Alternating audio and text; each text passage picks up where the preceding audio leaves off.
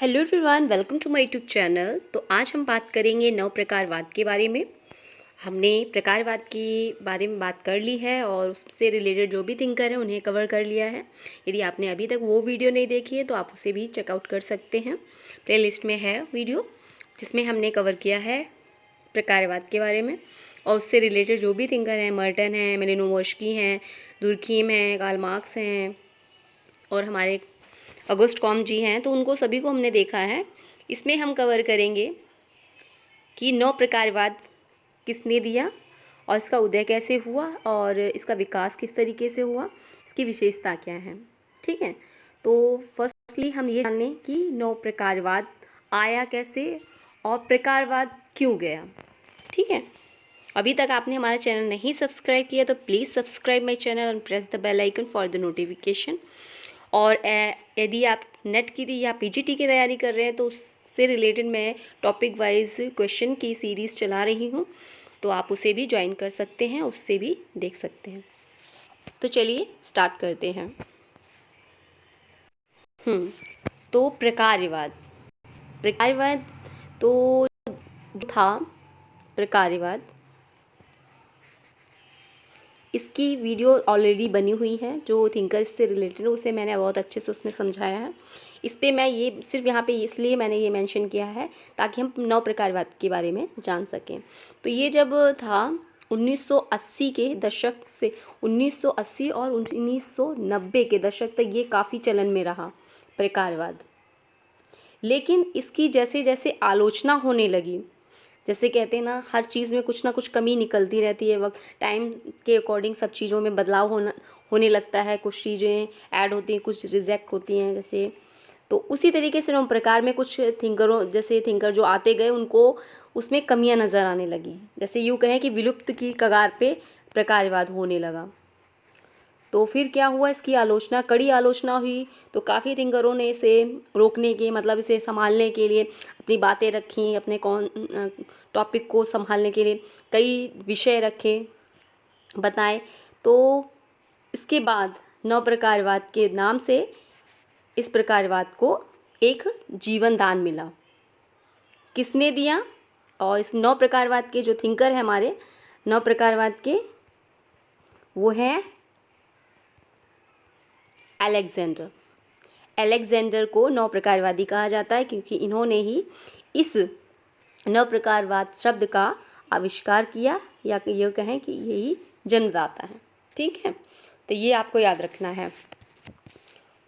अब ये जान लेते हैं, जैसे नौ प्रकारवाद का उद्देश्य सिंपल सा ये था कि जो चीज़ें पहले जो थी, जो कमियां थी, जो चीज़ें घट रही थी, उसे जोड़ना और उसकी आलोचना करना जो गलत है, जो उसमें उद्देश्यहीन है, उसे हटाना। बस इसका यही एक विचारधारा थी और ज़्यादा कुछ नहीं था कि नवीन सैद्धांतिक चीज़ों का, जो चीज़ें थी उनको लेके आना, जो नई चीज़ें हैं पुरानी चीज़ों की आलोचना करते हुए उसे नवीन चीज़ों से अवगत कराना। तो ये था नौ प्रकारवाद का विषय। तो इसका उदय जैसे हुआ उसके बारे में जानते हैं। नौ प्रकारवाद माने तो एक आंदोलन के रूप में ये उभर के आया था। जब ये बना था तो एक कहे नौ प्रकारवाद जब बना तो इसमें जो थिंकर थे, जो इनके प्रकारवाद के सपोर्टर थे, तो इन्होंने इसमें एक आंदोलन के रूप में प्रस्तुत किया। मतलब आंदोलन हुआ जिसमें जो पार्सन्स जी थे उन्होंने मापदंड संबंधित तत्वों के केंद्र बिंदु से अलग किया। पार्सन्स द्वारा शुरू किए गए मापदंड संबंधित तत्वों के केंद्र बिंदु से अलग है, जो आंदोलन का सूचक था। इसके द्वारा प्रकार्यात्मक मॉडल के भीतर निर्माणकारी प्रक्रियाओं के रूप में जो शक्ति थी, विरोध थे और सामाजिक संघर्ष के तत्वों की जो शुरुआत करके सामंजस्य, एकता को बनाए रखना इसका मेन उद्देश्य था। जो नौ प्रकारवाद था, तो पार्सन्स के अनुसार जो समाज में समग्र व्यवस्था, दृष्टिकोण और उसका पद्धति शास्त्रीय समूहवाद सूक्ष्म समाजशास्त्री सिद्धांतों में आवश्यक सुधार हेतु दिखाई दे रहा था, जिसे 1960 से 70 के दशक में जो समाजशास्त्री क्षेत्र था उस पे हावी हुआ। फिर क्या हुआ, जो सूक्ष्म समाजशास्त्र, सूक्ष्म मतलब छोटा समाजशास्त्र, जो लघु कहें तो लघु संस्थाएं और दैनिक सामाजिक जीवन में सामाजिक अंतःक्रियाओं के प्रतिमानों पर ध्यान केंद्रित किया, जिसके फलस्वरूप वैध परंपराओं की भूमिका का या तो महत्व कम हो गया या फिर अपेक्षाएं होने लगी। अंतःक्रियावादियों ने इसे वैध प्रक्रियाओं का विश्लेषण किया और अंतःक्रिया और जटिल जो रूप थे उसे सामने लाए। नव प्रकारवादी क्या किए, नव प्रकारवादियों ने समाजशास्त्र में, जैसे पार्सन्स ने पूर्व उपस्थित जो उपस्थिति थी पूर्व की सामूहिक सामाजिक क्षेत्र और सामाजिक व्यवस्था का योगदान मिलता। और फिर लेकिन क्या हुआ कि जब पार्सन्स ने अपनी व्यवस्था के सिद्धांत में आकस्मिक तरीके से अपर्याप्त अवधारणाओं को लागू नहीं कर पाए, तो अलेक्जेंडर ने संकल्पनावाद है उसको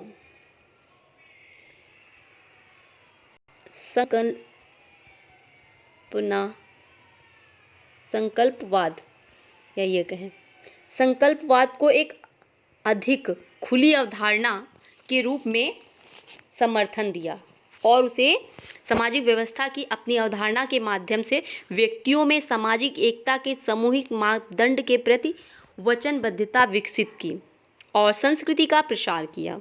लेकिन आदर्शवादी तत्व भी भौतिक समस्या, जो यांत्रिकी हितों तथा सामाजिक व्यवस्था में अपनी भूमिका से निपटने में असफल रहे। उन्होंने ऐसा किया लेकिन ये असफल रहे।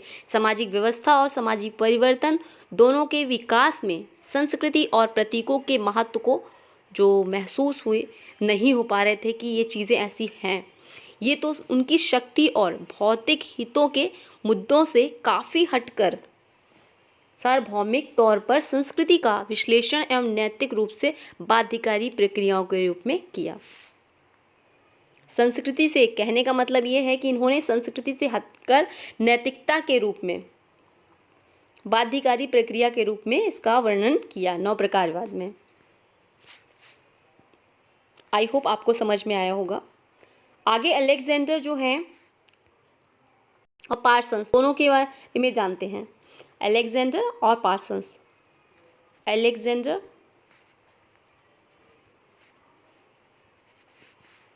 बनाम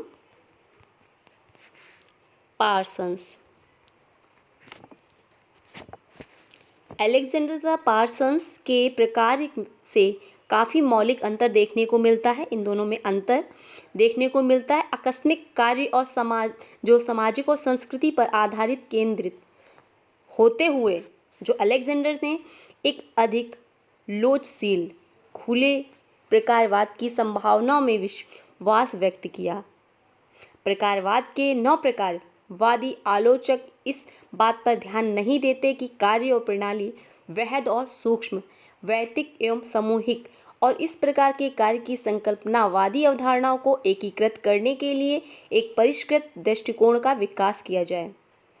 अलेक्जेंडर ने पार्सन्स से स्वीकार किया कि वे विश्लेषण के 3 स्तरों का समर्थन करते हैं। उदाहरण के तौर पर सैन्य प्रणाली के मूल्य सैन्य जो शैक्षणिक प्रणाली से प्राप्त नहीं होते हैं। लुहमैन ने इसे तर्क द्वारा प्रस्तुत किया कि एक अति विभेदीकृत समाज में बहुत से उपव्यवस्थाओं के मध्य संचार, जैसे विभेदीकृत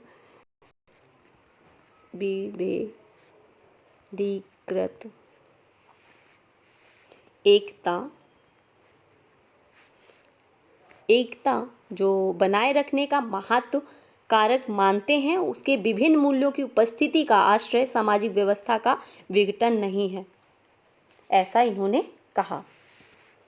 ठीक है, अब हम देख लेते हैं अलेक्जेंडर का। अलेक्जेंडर बनाम लुहमैन। अब इन दोनों का क्या डिफरेंस है कि इन्होंने क्या कहा, इन्होंने समाज का मॉडल स्वविनियामक, इन्होंने स्वविनियामक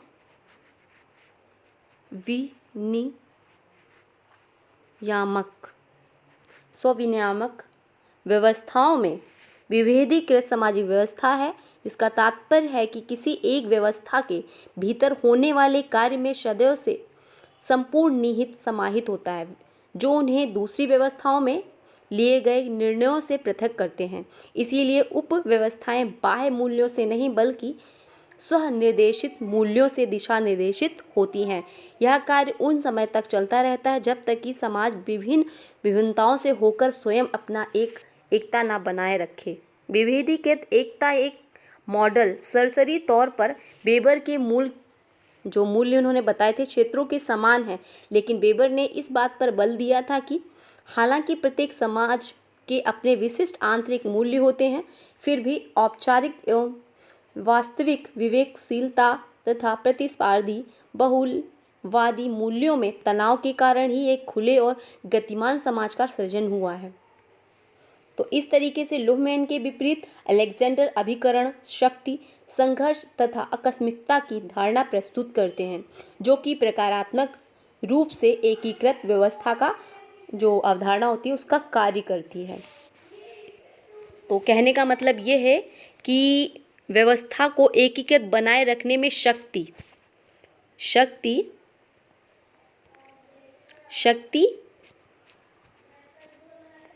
संघर्ष और आकस्मिकता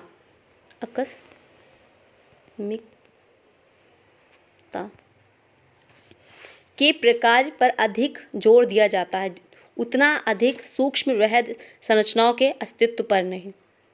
प्रकारवाद एक समाजशास्त्री दृष्टिकोण है जो सामाजिक तत्वों और सांस्कृतिक प्रतिमानों के विभिन्न तत्वों और साथ ही संपूर्ण व्यवस्था के ऊपर पाने वाले परिणामों के परिप्रेक्ष्य में विश्लेषण करने का प्रयास करता है। ठीक है, अब इसका विकास देख लेते हैं, विकास कैसे हुआ है। तो विकास नौ प्रकारवाद का जो विकास है ये एक नवीन उपागम है। प्रकारवादी यथार्थ स्थितिवाद की प्रक्रिया स्वयं इसका विकास हुआ, मतलब इसका विकास जो हुआ है स्वयं हुआ है। नव प्रकारवाद के अंतर्गत यह उद्देश्य है कि यह अमूर्त अवधारणात्मक योजना बनाई जाए जिसमें प्रचलित प्रकारवाद का विकल्प रखा जा सके। इस प्रकार नव प्रकारवाद ऐसा होना चाहिए जो एक ढंग विशिष्ट और अनुमानिक घटनाओं का अध्ययन करने लायक हो। इस प्रकार संरचनात्मक प्रकारवाद को पुनर्जीवित करने का प्रयत्न ही नव प्रकारवाद है। आई होप आपको समझ में आया होगा।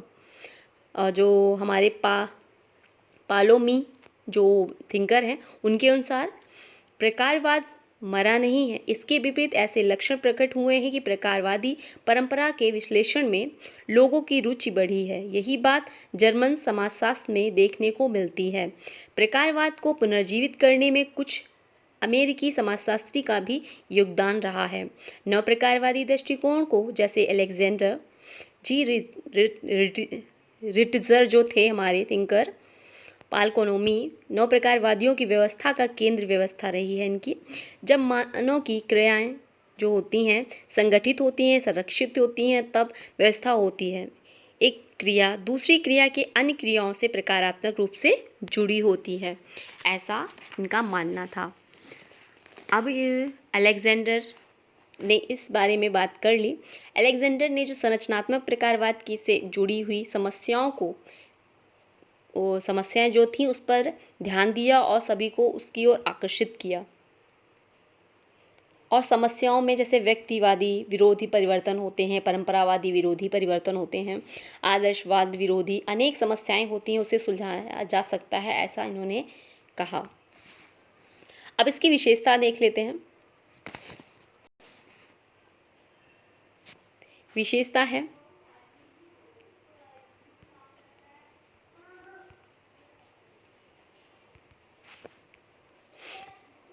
है नव प्रकारवाद समाज के वर्णात्मक स्वरूप को स्वीकार करता है।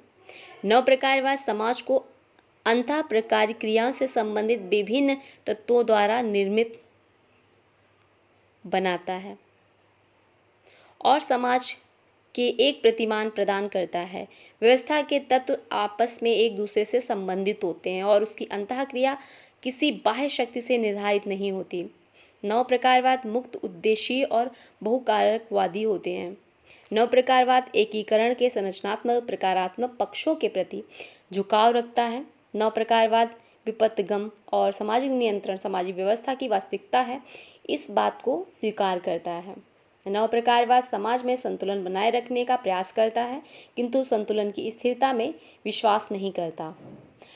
जो अलेक्जेंडर थे, उन्होंने नव प्रकारवाद को संरचनात्मक प्रकारवाद से संबंधित समस्याएं जैसे परिवर्तन का विरोध, आदर्शवाद, अनुभववाद, परंपरावादिता, व्यक्तिवाद का विरोध आदि से समाधान का माध्यम माना है। नव प्रकारवाद में क्रिया और व्यवस्था दोनों को समाज समान रूप से महत्वपूर्ण मानती है। नव प्रकारवाद समाज संरचना एवं संस्कृति में संरचनात्मक प्रकारवाद द्वारा व्यवस्था के समिष्ट मूल स्रोतों पर जोर देने को नकार देती है, मतलब मना कर देती है। यह क्रिया प्रतीकात्मक की व्यष्टिमूलक स्तर पर उनमें रुचि रखता है। नव प्रकारवाद में क्रिया के तार्किक अभिव्यक्ति मूलक पक्षों को जानने का प्रयास करता है तथा उसमें रुचि रखता है। नव प्रकारवाद की मान्यता है कि सामाजिक, सांस्कृतिक और व्यक्तित्व व्यवस्थाओं में विभेदीकरण की प्रक्रिया सामाजिक परिवर्तन के लिए उत्तरदायी है। इस प्रकार में से जो परिवर्तन की अनुरूपता एवं सुसंगतता उत्तरदायी नहीं है, बल्कि व्यक्तिवादिता और संस्थात्मक तनाव के द्वारा परिवर्तन होता है। अलेक्जेंडर ने नव प्रकारवाद में पार्सन्स के पुनः जो स्थापित किया था, उसका जो पार्सन्स ने बात बताई थी जो प्रकारवाद के बारे में, उन्होंने उस चीज़ को पुनः स्थापित करने का प्रयास किया। उसने नव प्रकारवाद में पार्सन्स की वैयक्तिक संस्कृति और सामाजिक व्यवस्था पर बल देने की परंपरा को स्वीकार किया तथा उसे उन्होंने क्या किया, सामाजिक संरचना के लिए महत्वपूर्ण माना है। अलेक्जेंडर ने नव प्रकारवाद की अवधारणा दी और उसे सैद्धांतिक रूप से समाजशास्त्र के अन्य विश्लेषणों से अलग करने और स्वतंत्र रूप से व्यक्त करने के लिए